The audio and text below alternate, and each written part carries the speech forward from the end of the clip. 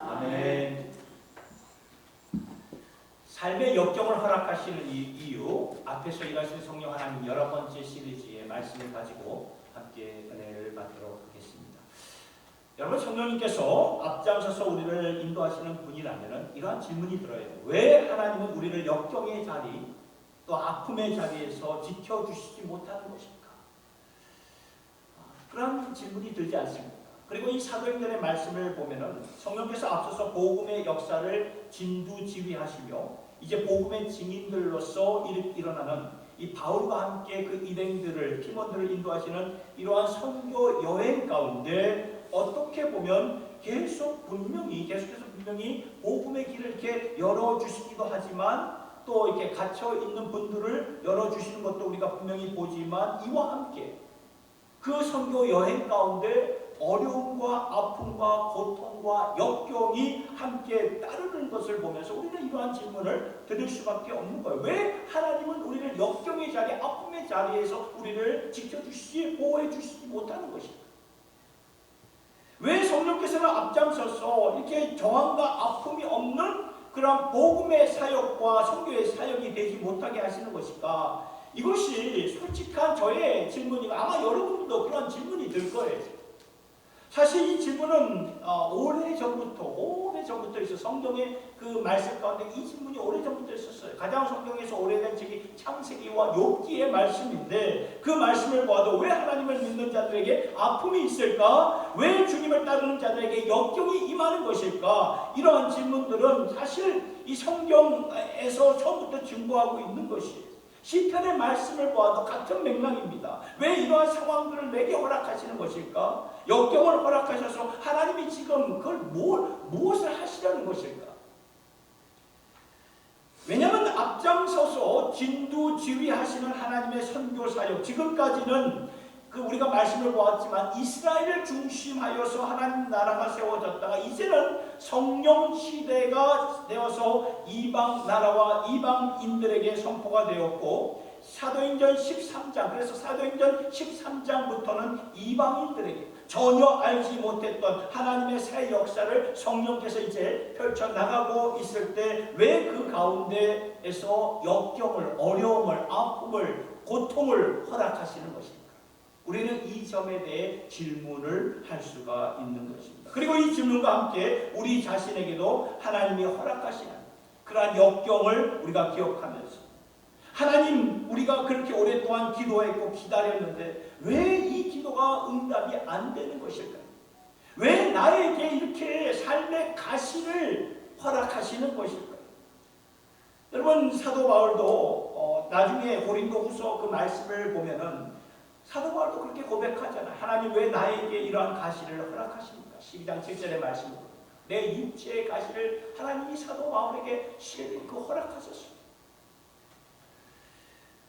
수많은 능력과 역사를 주시고 나를 통하여 인간이 할 수 없는 그런 초자연적인 일까지도 하셨는데 내가 그토록 하나님께 바랬던 내 안에 있는 육체의 가시는 왜 하나님 제거해 주지 않으십니까? 그러나 말씀을 보면 그 가시 속에 하나님의 은혜가 있다고 바울은 고백하는 것을 우리는 분명히 새겨야 된다.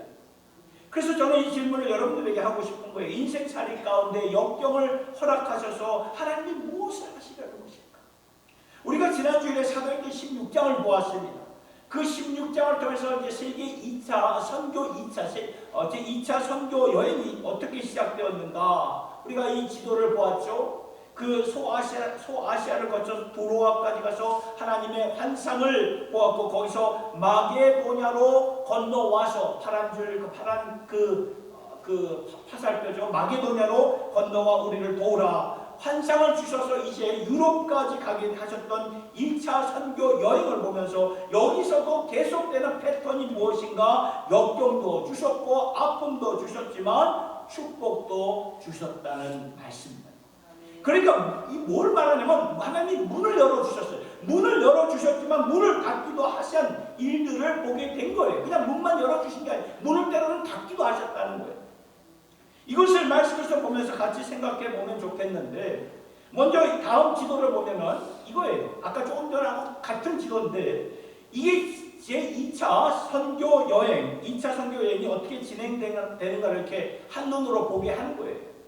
안디옥이, 제가 지금 저 파란 쪽에 안디옥 보이죠? 안디옥이 홈처치예요. 홈처치에서 모 교회에서부터 떠나 이제 바울과 그의 일행은 어떻게 진행이 되는가를 보게 되는데, 이 바울과 그의 일행이 이제 안디옥 교회, 모 교회에서부터 시작이 돼서 저기 그 보면은 더베, 루스트라, 이스트라 쪽으로 가면서 그 이유는 에베소 방향이었던 소아시아에서 말씀을 전하려고 했는데 성령께서 허락하셨나요? 아니에요. 성령께서 그곳에 가지 말라고 말씀하셨어요. 허락하지 않았어요. 그래서 북쪽으로 가려고 하는데 그쪽도 막으시는 거예요. 그러면서 어디까지 갔냐면 드로아까지, 그러니까 중간에 있는 드로아까지 가게 인도하신 것을 보게 됩니다. 그런데 드로아에서 우리에게로 건너와서 복음을 전해달라는 이 바울이 하나님의 환상을 보게 되죠. 그리고 그걸 받아들이고 드디어 드로아에서 유럽의 선교 여행이 본격적으로 시작되었던 것입니다. 그러니까 유럽 선교 여행이 시작되면서 사실 여러 곳을 지나갔는데 특별히 하나님께서는 당신의 복음의 사역을 가장 중심이 되는 지역으로 보여주셨어요. 그 중심되는 지역들을 보니까 여러분 보세요. 빌립보 지역, 데살로니가 지역, 베레아 지역, 아테네, 고린도, 에베소서 지역을 거쳐서 나중에 안디옥 교회, 다시 삥 도쳐서 모교인 안디옥 교회로 가는 것을 보게 되지 않습니까? 여기 지도에 나온 이름들이 굉장히 익숙할 거예요. 굉장히 생소한 이름이 아니에요. 익숙합니다. 그렇죠? 익숙해요. 여기 나온 지도에 빌립보서가 있고, 데살로니가 후서가 있고, 고린도 전후서가 있고, 에베소가 있고, 이곳에 하나님께서 교회들을 세워주셨고, 나중에 사도 바울이 이곳에 편지서를 보내가지고 서신서가 되어 나중에 이게 성경의 말씀이 되었던 거죠. 그래서 오늘까지 하나님이 주신 말씀이 된 거예요. 이 말씀, 사도 바울이 서신서, 편지서로 보낸 그러한 그 서신서. 다시 말씀을 드리지만 항상 두 가지가 함께 같이 가는 것을 보게 된다는 것입니다. 성령께서 문을 여셨어요. 문을 여셔서 놀랍게 기쁘게 복음 사역을 허락하셨는가 반면에 동시에 아픔과 저항과 어려움도 허락하셨다. 복음 사역을 하는데 두 가지가 함께. 예를 들어서 사도행전 16장 11절부터 보면 이런 말씀이 나와요. 우리가 드로아에서 배로 떠나 사모드르게로 직행하여 이튿날 네아포리로 가고 거기서 빌립보에 이르니 이는 마게도냐 지방의 첫 성이요 또 로마의 식민지라. 이 성에서 수일을 유하다가 안식일에 우리가 기도할 것이 있을까요? 문막 강가에 나가 거기서 앉아서 모인 여자들에게 말하는데 두아디라 사회에 사는 자색 옷감 장사로서 하나님을 섬기는 루디아라는 한 여자가 말을 듣고 있을 때 주께서 그 마음을 열어 바울의 말을 따르게 하신지라. 그와 그 집이 다 세례를 받고 우리에게 청하여 이르되 만일 나를 주 믿는 자로 알거든 내 집에 들어와 유하라 하고 강권하여 머물게 한다. 여기 보면 12절의 말씀을 보세요. 12절의 말씀을 보면은 빌립보에 가서, 빌립보는 유럽의 그런 관문의 그런 성입니다. 첫 번째 도성이에요. 그곳에 들어가 보니까 이미 하나님께서 준비하신 사람들이 있었다는 거예요. 하나님을 경외했지만 아직 예수에 대해서 잘 몰랐던 여인들이 있었는데 그 중에 오늘 좀 전에 말씀을 보았던 누가 나옵니까? 사업을 했던 루디아라는 그런 여인이 나오죠. 이 루디아를 하나님께서 준비시켰다가 바울을 만나게 하시고 바울이 말씀을 전하는 가운데 루디아가 드디어 예수를 받아들이고 예수를 믿게 됩니다.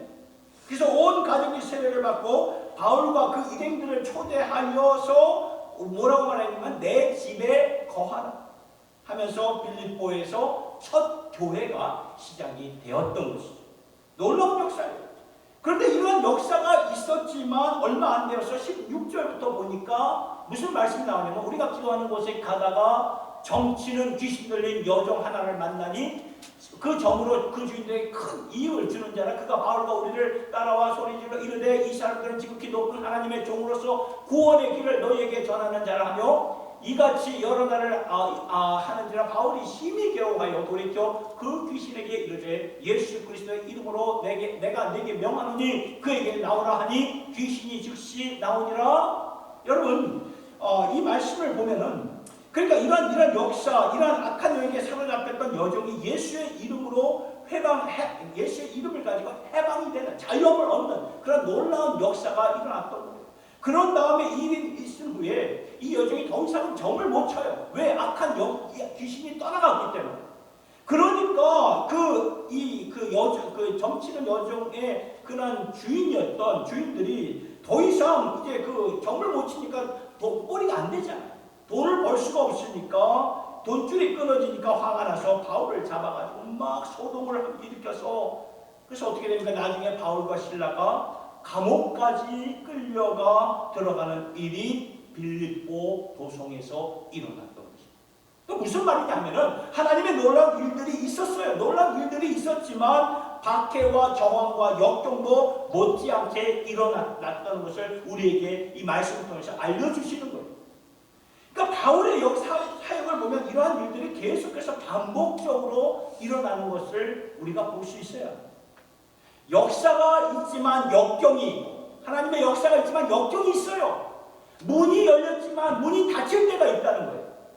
어떻게 할 수 없어서 떠날 수밖에 없는 이러한 아픔들이 계속 진행되다가 오늘 우리가 같이 본 사도행전 18장에서는 바울과 그의 일행들이 어디까지 갑니까? 고린도, 이 말씀 고린도까지 가게 되는데, 고린도라는 것은요, 처음부터 사람들이 굉장히 냉소한 반응, 이게 내길의 반, 이렇게 부정적인 그런 싸늘한 반응으로 이렇게 보였던 곳이고, 마음 문을 열지 않았어요. 그러니까 얼마나 사역하기가 힘들었겠습니까?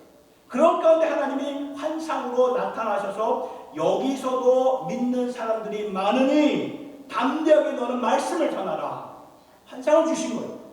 바울을 권면하는 말씀이나요. 그래서 바울이 고린도에서 1년 6개월 동안 머물면서 복음을 전했던 것이 오늘 말씀의 내용인데요. 오늘 우리에게도 이렇게 성령 하나님께서 앞에서 일하시면서 우리의 삶을 인도하시는 것을 우리가 잘 알아요. 참 지금까지 내게 온 것이 하나님의 은혜였구나 아는데, 매 순간마다 그래서 하나님께서 우리에게 족한 은혜도 주시고 능력도 주시는 거 우리가 알잖아요. 그래서 우리가 이것이 하나님에게 주신 간증이고 찬송이고 그런 고백을 우리가 드리지 않습니까? 그런데 왜 지금까지 우리가 간절히 기도했던 내용은 주님께서 허락하시지 않는 것입니까? 왜 우리에게는 아픔이 있는 것입니까? 왜 우리에게, 나에게는 육체의 가시가 있는 것입니까? 왜 우리 가정에는 이런 아픔이 있는 것일까? 왜 역경을 이렇게 허락하시는 것일까? 왜냐하면 우리에게 꼭 필요한 말씀이기 때문에 그렇다는 것입니다. 성령께서 앞에서 행하시면서 주권적으로 마음을 여시고 복음의 문을 여시지만 또한 삶 속에서 역경도 어려움도 허락하신다는 그 말씀입니다. 이 부분에 대해서 우리가 몇 가지 생각해 보기를 원하는데, 왜 하나님이 우리의 삶 가운데 역경을 허락하시는가? 첫 번째는 이거예요. 역경을 허락하셔서 새 일을 행하시기 때문이라는 거예요. 사도행전 말씀은 성령께서 새 일을 행하시려고 할 때 반드시 역경을 주셨어요. 말씀을 보세요. 문을 여셨지만 문을 닫을 때가 있어요. 그리고 예루살렘 교회가 부흥할 때 갑자기 사도행전 7장부터는 박해가 시작되었죠. 그래서 스데반 집사가 순교를 당하고 많은 성도들이 다 뿔뿔이 흩어지지 않았습니까? 그래서 겉으로 보면 눈으로 보면은 이게 뭐야? 이게 어떻게 된 거지? 왜 이렇게 우리가 핍박을 받아야 되지? 그렇게 볼 수 있지만 총체적으로 보면은 성령께서 그때 새 일을 행하셨다는 그 말. 그러니까 예루살렘에만 남게 하지 않으셨고 땅까지 이르러 주님의 증인이 되게 하셨다는 그 말씀이죠. 여러분, 이스라엘 백성들을 새롭게 하시기 위해서 무엇을 하셨나요? 말씀을 보세요. 어떻게 하셨나요? 역경을 주시지 않았습니까? 그러니까 이스라엘 백성들이 새로워져야 되는데, 이 자발적으로 새로워져야 되는데 새로워지지 않으니까 그들이 아예 하나님께서 손을 들어서 채찍을 들어서 그들의 삶을 강제적으로 옮기고 흩기시지 않습니까? 옮기게 하지 않습니까? 바벨론으로 옮기시고 아수리아로 옮기셔서 그루터기를 통해 새 이스라엘로 만드셨는데, 보니까 역경을 통해서, 어려움을 통해서, 고난을 통해서 만드셨다는 거예요. 바울의 경우도 잘 보세요. 바울의 경우도 사역하는 가운데 역경이 있었기 때문에 바울이 움직인 거예요. 그러한 일로 인하여 떠나야만 했기 때문에 여러 지역의 복음이 전파가 된 것입니다. 오늘도 선교지에 속에서 들려오는 소리를 들어보면 하나님께서 선교사님들을 통해서 당신의 선교, 당신의 사역을 이루어 가시는데요. 어느 한 시점에서는 선교사님의 사역 가운데서 역경을 허락하신다는 거예요. 이번에 그 총회에 갔더니 교회가 우리 호남 양성식 선교사님이 함께 공동 사역을 하시는 그 사역에 삼국경 신학교라고 그 가운데 우리 강광수 선교사님이 오셨는데 목발을 참 건장한 척이 건강하셨는데 이번에 오시니까 목발을 짚고 하반신이 거의 많이 망가졌어요. 그래서 이렇게 오시는데 마음이 너무 아픈 거예요. 아픈. 역경을 허락하시는 거예요. 선교 지역에서 이렇게 역경을 허락하시는 거예요. 왜냐하면 부흥의 역사가 일어나니까 그 자리에서 그냥 남아 있어요. 그게 우리의 본능이에요. 본심, 우리의 이 마음, 인간의 본능적인 마음이라는 거죠. 잘 되면 그 자리에 안주한다는 거예요. 안주하는 자리에 남아있다는 거예요. 그러니까 핍박의 바람, 역경의 바람을 불게 하셔서 흩어지게 하신다는 거예요. 그런 면에서 바울과 실라는 성령님께서 과감하게 움직이게 하셔서 사람들이 일어나게 하셨다는 거죠. 여러분, 우리가 물리학을 공부해보면 이 관성의 법칙에 대해서 우리가 배웠을 거예요. 아니면 생각이 나실 거예요. 관성의 법칙이 무엇입니까? 관성의 법칙. 이 관성의 법칙은 외부에서 강한 힘이 오기 전에는 절대로 안 바뀌는 것이 관성의 법칙입니다. 오늘 우리가 살고 있는 이 물리의 세상, 지금 우리가 살고 있는 이 땅이 그래요. 힘이 전달되기 전까지는 가만히 있을 수밖에 없는 게 관성의 법칙입니다. 이것이 물리 세상을 지배하고 있는 것인데 외부의 힘이 와서 바꾸지 않으면 변화가 절대로 일어나지 않는 거예요. 여러분, 이 성경의 탕자의 스토리를 한번 보세요. 탕자의 스토리. 자기의 삶의 방향으로 이렇게 자기 마음대로 엔조이하는 그런 자기 멋대로 하는 삶을 살지 않습니까? 아버지의 그런 집을 떠나서. 그런데 나중에 그 방탕한 삶에서 아버지께로 돌아오는 모습이 어때요? 편합니까? 기쁩니까? 아니잖아요. 아픔이 아픔, 괴로움입니다. 역경이에요. 뭐를 말하냐면 우리는 잘 안 바뀐다는 거예요. 안 바뀌어요. 우리의 마음속에 내가 좀 바뀌어야지. 내가 이렇게 살면 안 되지. 말하는데 막상 바꾸려고 마음을 먹으면 저항이 있다는 거예요. 저항이 있어요. 모든 면이 그렇다는 거예요. 교회도 그렇고 저도 그렇고 저도 뭐 편리한 게 좋지요. 이게 편안한 게 좋지요. 익숙한 게 좋습니다. 그런데 그 익숙한 것을 바꾸려고 한번 해보세요. 에너지가 많이 들고 힘이 들기 때문에 그래서 있는 그대로 가는 거예요. 있는 그대로. 근데 변화가 되지 않으면 계속 그 자리에서 계속 맴도는 거예요. 왜냐하면 성령께서 새 포도주를 부어주시는데 우리가 낡은 부대를 갖고 있으면 어떻게 됩니까? 터져버리고 말아요.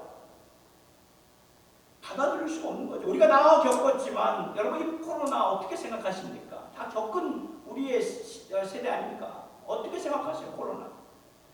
관성의 법칙을 완전히 때려 부순 외부의 강력한 엄청난 그런 힘이 아닙니까? 이 코로나가.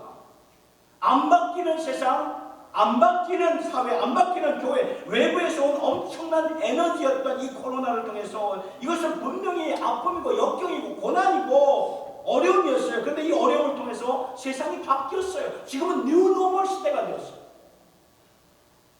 사람들의 생각을 바꾸었고 교회를 바꾸셨어요. 그러면 하나님이 역경을 왜 허락하셨는가? 성경을 보니까 새 일을 행하셨어요. New things, 새 일을 행하셨어요. 굉장히 중요한 거죠. 저도 그렇고 여러분도 그렇고 영적 관성의 법칙이 그대로 적용이 되는 거예요. 주여 우리 있는 그대로, 주여 우리가 지금 있는 여자리에 있다가 그냥 천국에 가고 싶습니다. 여러분, 왜 우리가 이런 말을 왜 하는지 알고, 우리가 이게 안주하기 때문에 이런 말이 나온 거예요. 그런데 어느 한 시점에 시대적인 역사적인 사명을 감당하기 위해서 성령께서는 우리의 삶을 흔들어 깨우신다는 거예요. 잘 나갔던 예루살렘 교회를 깨뜨리셨죠. 왜 깨뜨리셨을까? 새 일을 행하셔야 되기 때문에. 그런데 삶을 깨뜨린다는 게 뭐예요? 역경을 말하는 거예요. 역경. 왜 하나님은 내 삶을 다 아시는 분인데 왜 때때로 이렇게 어려움을 허락하시는 것일까? 그것은 새 일을 행하여 주시기 위해서 그 일을 행하신다는 거예요. 그러니까 우리가 역경을 저항할 수 있어야 돼. 이것을 그냥 외면하고 역경을 외면하고 기도할 수 있는데 어느 한순간에는요 우리가 그 역경이 온다 하나님께 굴복하세요. 굴복하시고 순종하며 받아들이시기 바랍니다. 그러하려면 하나님은 그러할 때 우리가 하나님은 저와 여러분들을 통해서 새 일을 행하시는 줄 여러분 믿으시길 바랍니다. 받아들이시고 역경을 불평하고 원망하지 마시고 역경이 가시가 있으니까 받아들이세요. 주님 받아들이겠습니다. 여러분 새 일은요 새 일 좋은 것이고 필요한 것이고 우리가 사는 길입니다. 두 번째로 역경을 허락하셔서 무슨 일을 행하시는가 보니까 새 소망을 붙잡게 하신다는 거예요. 새 소망이 뭐예요? 전에 몰랐던 소망이죠. 전에는 막연하게 알았던 것을 이제는 진짜 알면서 붙잡게 하는 소망을 가리키는 것입니다. 바울이 정말 많은 선교 여행을 다니면서 받았던 고난이 있지 않았습니까? 아픔이 있지 않았습니까? 나중에 고린도 교회 편지를 쓰면서 그가 체험했던 그 역경과 아픔을 대해서 이렇게 고백하는 말씀을 보겠는데 고린도후서 4장 8절부터 보세요.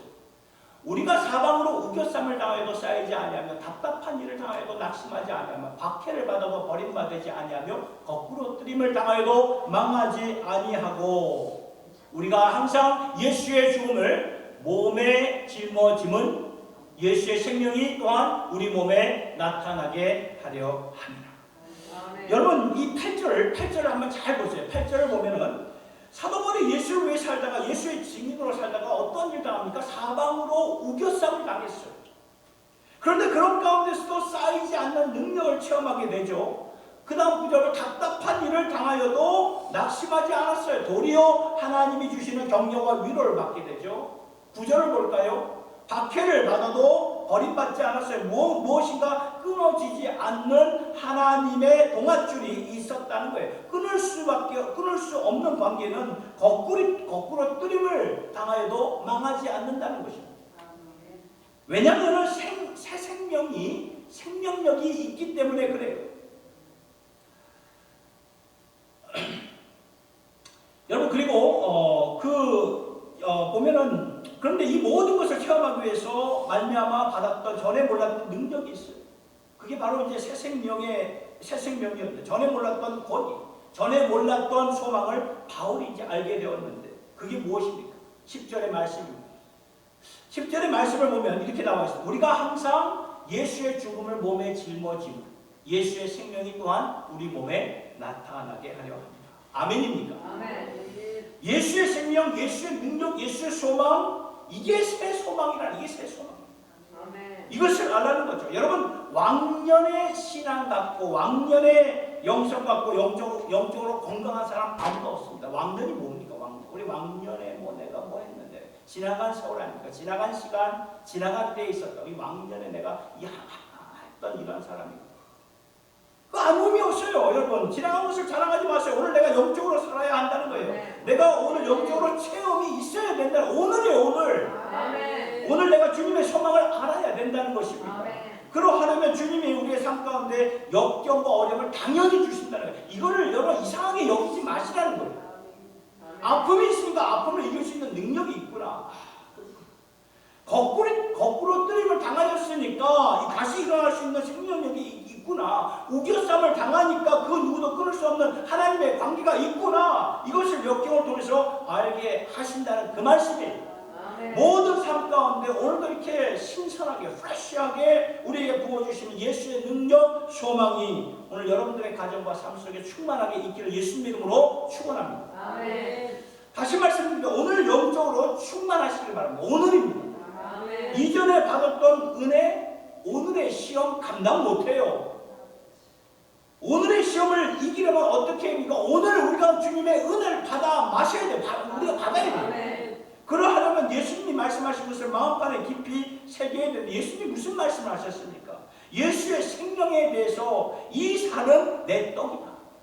먹어라. 힘이 될 것이다. 이 피는 내 음료다. 참된 음료다. 마셔라. 오늘도 그 떡을 주시고 말씀을 주실 때마다 주님 생각하면서 먹으면서 그것이 내 안에 들어와 주님의 그 생명력이 되는 것이고 주님 생각하면서 그 마실 때에 내 영혼의 갈증을 해소해 주시는 주님의 보혈이 되는 줄 여러분 믿으시길 바랍니다. 아멘. 그래서 예배의 자리가요 항상 오늘의 자리입니다. 오늘의 축복이고 오늘의 능력으로 체험받는 이 자리가 될 수 있기를 예수님 이름으로 축복합니다. 아멘. 세 번째로 역경을 통해 하나님이 하시는 성령님이 하시는 일이 무엇인가 보니까 새 소명을 붙잡게 하신다. 뉴 콜링이에요. 콜링. 조금 전에 말씀드렸듯이 어제 먹었던 것으로 오늘 배부를 수가 없죠. 몇 시간 지나면 또 배고파지는 것이 이게 우리의 사이클입니다. 어제 받은 소명으로 오늘 주님께서 허락하시는 시대적이고 새로운 환경을 감당할 수가 없다는 것이죠. 어제 받은 은혜를 가지고 감당할 수가 없어요.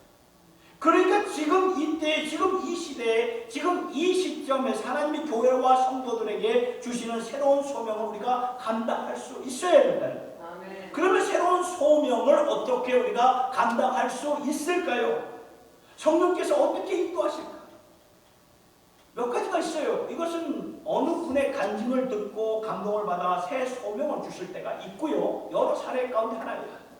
아니면 어떠한 그런 신앙의 그 간증을 듣고 보고 그런 기사를 보고 감동을 받아서 내가 이 일을 내가 해야 되겠구나. 이런 새 소명을 주실 때가 있고 아니면 전혀 생각하지 않았다가 이 교회의 지체 가운데 지체를 통해서 형제 자매를 통해서 집사님은 어떤 이 교회 성도들을 통해서 내 도움이 필요한 분들을 돕고 섬기다 보니까 깨달은 거죠. 이게 내가 할 일입니다. 아멘. 아니면 오늘 말씀대로 역경을 통해서도 소망을 주신다. 새 소망. 너무 힘들고 아픈 가운데 다 그렇잖아요. 난 이거 빨리 좀 지나갔으면 좋겠습니다. 나 여기 거하는 게 너무 힘듭니다. 빨리 좀 지나갔으면 좋겠습니다. 좋은데 내게 허락된 가시로 남아있을 때 아픔 가운데서 분명히 새 소명을 주신다는 그 말씀입니다. 아멘. 고린도후서 1장 4절에 바울이 이런 말씀, 너무나 귀한 말씀을 우리에게 남겨주셨는데 하나의 말씀이죠. 같이 한번 읽어볼까요? 시작. 우리의 모든 환난 중에서 우리를 위로하사 우리로 하여금 하나님께 받는 위로로서 모든 환난 중에 있는 자들을 능히 위로하게 하시는 이시로다. 아멘입니까? 아멘. 오늘 우리가 받는 모든 환난이 있어요. 크고 작은 모든 환난. 이 환난 아무도 피해갈 수 없어요. 그러나 그 가운데 하나님이 우리에게 찾아오셔서 내게 주어진 역경을 감당할 수 있도록 은혜를 주시고 또 뭘 주신다 그러니까 위로를 주신다. 컴포트. 위로를 주신다. 그리고 또 하시는 이 받은 위로를 가지고 같은 역경에 처한 자들을 찾아가 그들을 위로할 수 있도록 그러한 새 소명을 주신다. 제가 아는 분들 중에는 암투병을 했던 분들 있습니다. 그런 가운데 암투병 가운데 회복되어서 지금은 그 암 환자들을 위하여 섬기는 분들이 있어요. 왜 섬길까요? 내가 받은 위로와 은혜를 가지고 같은 역경에 있는 데를 섬기고자 하는 그 마음을 성령께서 주셨기 때문에 하는 거예요. 아멘. 저도 한때 이렇게 여기는 아니지만 LA에서 사역할 때 공황장애로 참 힘들어했던 적이 있었어요. 교회가 너무 어려워가지고 그거 시다발이 하더라고. 너무 저 자신이 막 공황장애 정신적인 질환에 있었던 때가 있었는데, 그러니까 정서적으로 굉장히 불안했어요. 토요일만 되면 너무너무 이렇게 주일이 너무나 이렇게 기쁜 게 아니라 너무 이렇게 프러스트레이트 되는 이렇게 움츠려드는 그런 모습들이. 지금 와서 돌아보니 이것이 하나님께서 아픔 중에 주신 하나님의 위로를 가지고 허락하시는 그러한 새 소명이 된 것이구나라고 생각을 하게 됩니다. 전에는 몰랐는데 이것이 돌아보니까 말씀을 준비해 돌아보니까 이게 새 소명이구나. 역경과 아픔을 그때 왜 나에게 허락하셨는가 이게 돌아보게 돼요. 여러분 오늘 탈북민들을 한번 보세요. 우리들이 감히 그 탈북민들의 삶을 헤아려 본다, 이해한다 그렇게 말 못합니다. 저들이 겪었던 그런 살아왔던 삶을 우리가 상상하지 못합니다. 정말 상상하지 못해요. 그만큼 이 탈북민들에게는 정신적인 트라우마가 굉장합니다. 그런데 어느 한순간 이 탈북민들이 예수를 믿고 서는 그 아픔과 상처가 예수님의 큰 위로로 회복이 되는 것을 저는 보게 돼요. 물론 받은 상처와 아픔은 여전히 있어요. 남아 있습니다. 여전히 있지만 그 상처가 주님의 위로로 주님의 새 소명이 된다는 것을 보게 됩니다. 여러분, 예수님의 십자가에 못 박힌 순간까지 자리를 지켰던 자는 누구였는지 아십니까? 누구였어요? 제자들이었습니까? 여자들이었습니까? 여자들이었어요. 여자들. 제자들은 요한을 빼놓고는 다 도망갔어요. 다 도망갔어요. 무서우니까 다 도망갔어요. 남은 자들은 여자들 뿐이었어요. 여자들이 이렇게 강하구나라는 것을 보게 되죠. 그리고 며칠이 지나 안식일이 지나 예수님의 시신을 닦을 수 있는 그런 섬길 수 있는 기회가 주어졌을 때 그날 아침에도 무덤에 갔던 자들은 제자들이 아니라 여자들인 거죠. 그 제자들은 무서워서 나오지 못했어요.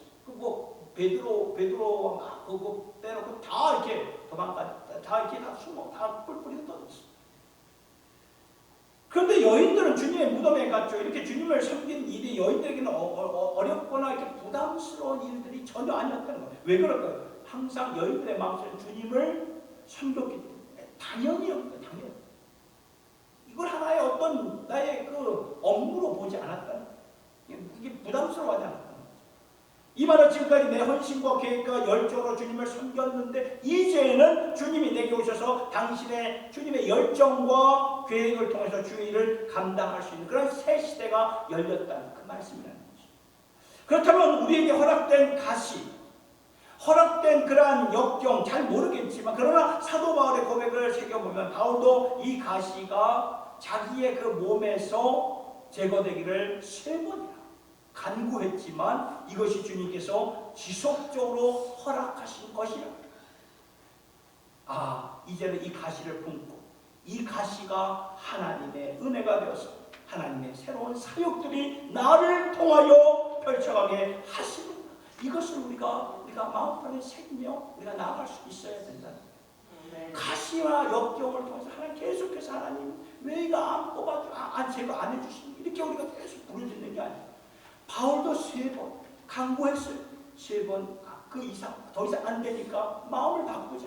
나를 통하 이 가시를 통해 이 역경을 통해서 하나님이 분명히 새롭게 하실 일이 있다. 참 귀한 참 모습이 아닐 수가 없습니다. 말씀을 정리합니다. 여러분, 우리는 진정한 헌신, 진정한 예배, 진정한 순종, 진정한 경배로 하나님 앞에 나와야 된다는 것입니다. 이것이 부활하신 주님을 믿는 우리의 사명의 미션이고요. 우리의 본분이라는 것은 말씀 분명히 증거하고 있어요. 그래서 지금 서 있는 이곳이, 우리가 살고 있는 이 트라이시티에서 힘들고 어렵고 이해가 안 될지라도 지금 서 있는 이곳에서 통치하시는 분은 우리 주님이시니까 어떻게 해야 됩니까? 높임을 받으소서. 우리가 이런 거 높임을 받으소서. 내가 밟는 땅 주님의 땅이니 문이 열린 것만 주님이 허락하신 땅이 아니라 문이 닫힌 것도 주님의 땅이에요. 이걸 생각하시라는 거예요. 역경도 주님이 허락하신 거라는 말씀이에요.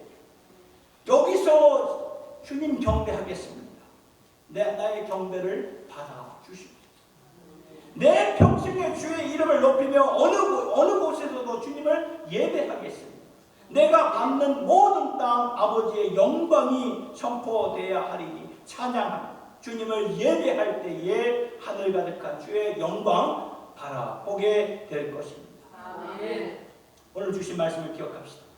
주님의 백성들에게 위로도 필요하지만 어느 한순간 그 위로를 우리가 뛰어넘어야 돼요.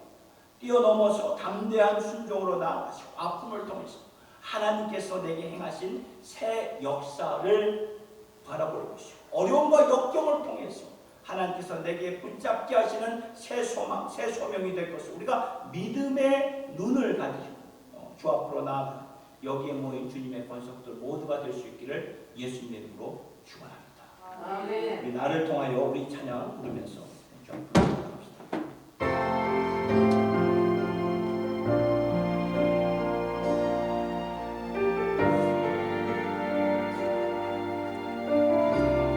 나를 통하여 역사하여 주시옵소서.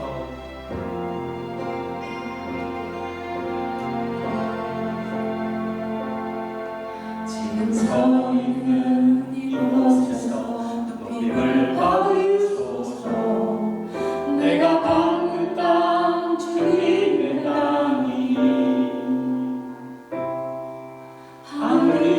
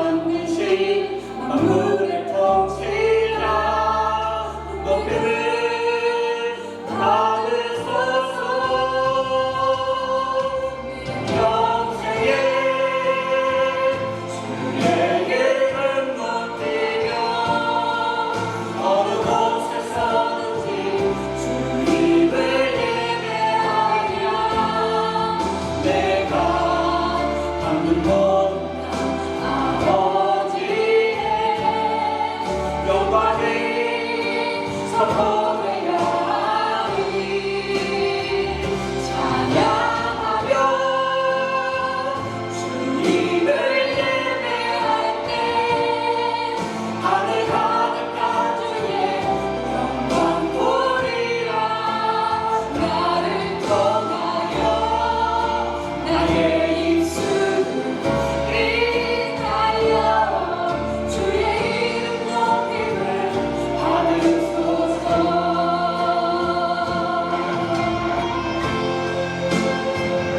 나를 통하여 주의 이름 주의 영광 높임을 받는 우리가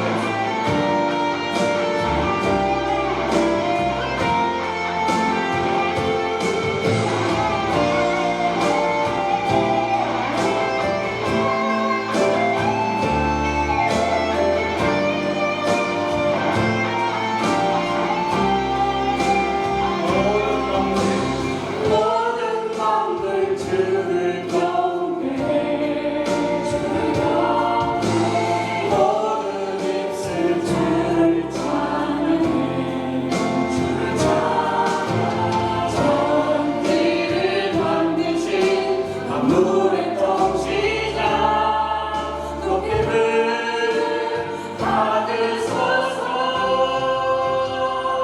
내 평생에 주의 이름 높이며 어느 곳에서든지 주님을 예배하며 내가 받는 모든 아버지의 영광이 선포되야 하리 찬양하며 주님을 예배할 때 하늘 가득한 주의 영광 보리라 나를 통하여 나의 입술을 인하여 주의 이름 높임을 받으소서. 나를 통하여 나의 입술을 인하여 주의 이름 높임을 받으소서. 주의 이름 높임을 받으소서. 주의 이름 높임을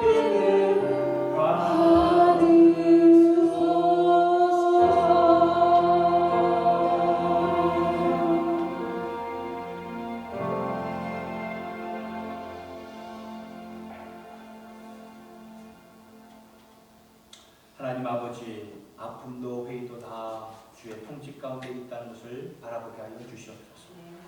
죽음을 이기시고 부활하셔서 우주 만물을 지배하시는 주님의 계획 안에 있다는 것을 우리가 믿음의 눈으로 바라보게 하여 주시기 원합니다. 지금은 다 알 수 없고 다 깨달을 수 없고 다 이해할 수 없을지라도 주님이 살아서 우주 만물을 통치하시는 분이라 내가 다 알지 못할지라도 괜찮습니다. 주님이 아시면 됩니다. 다만 이 아픔 가운데 허락하신 인생의 가시를 품고 새롭게 일어나는 저희들 모두가 되게 하여 주시옵소서. 아버지 하나님, 우리는 연약한 질그릇입니다. 그래서 우리가 도와달라고 붙잡아달라고 주님께 계속 기도를 합니다. 그리고 그때마다 분명히 족한 은혜를 주시는 줄로 믿습니다.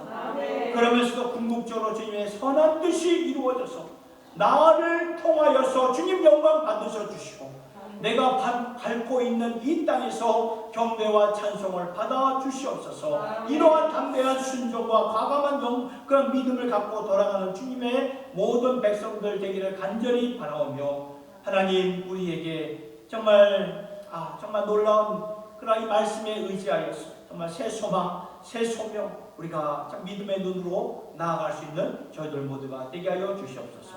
예수님의 이름으로 기도드리옵나이다. 아멘.